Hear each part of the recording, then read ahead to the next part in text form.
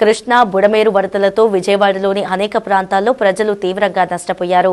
వరదల్లో సర్వం కోల్పోయిన బాధితులను కొన్ని స్వచ్ఛంద సంస్థలతో పాటు మత సంస్థలు ఆదుకుంటూ వారికి అండగా నిలుస్తున్నాయి. బుడమేరు వరద కారణంగా నష్టపోయిన మధ్యకట్ట వాసులకు ఏలూరు జిల్లాకు చెందిన సువార్త మహిమా మందిరం నూతన వస్త్రాలను అందజేసింది. భారీ వర్షాలు, వరదలతో విజయవాడ ప్రజలు మునుపెన్నడూ లేనంతగా నష్టపోయారు.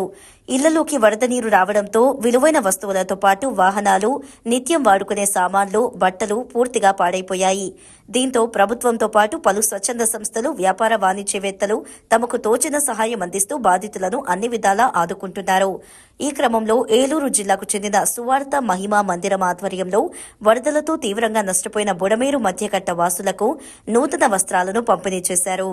పాస్టర్ షాలోమాన్ ఆధ్వర్యంలో సుమారు 300 మంది బాధితులకు చీరలు, దుప్పట్లు, టవల్స్, చిన్నపిల్లలకు బట్టలు అందజేశారు.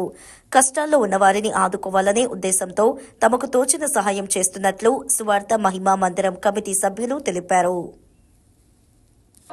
ఈరోజు ఈ కార్యక్రమం జరగటానికి ముఖ్య కారణం ఏంటంటే బుడమేరు ప్రాంతంలో మునిగిపోయినటువంటి దుర్గానగరు కాలనీ వాసులకి వస్త్రాలు ఇవ్వటానికి ఏలూరు మండలము, పశ్చిమ గోదావరి జిల్లా మాదేపల్లి గ్రామం నుంచి చీర, ఒక బెడ్షీటు, ఒక టవలు తీసుకొని రావటం జరిగింది.